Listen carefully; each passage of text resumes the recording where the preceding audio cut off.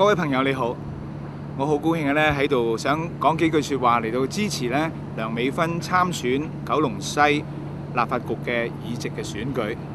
我認識嘅美芬咧係一個充滿活力、好熱情、坐言起行嘅人。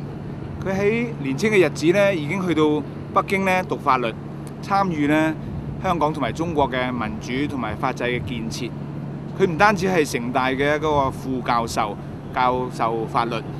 佢亦都係咧九龍城嘅一個區議會嘅議員。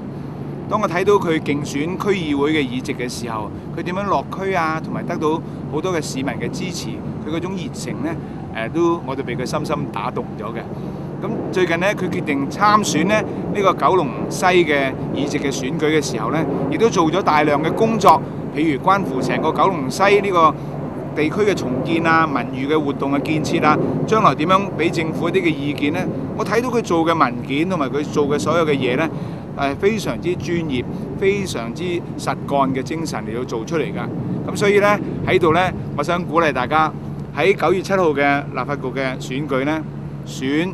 梁美芬成為九龍西嘅立法局議員。多謝大家。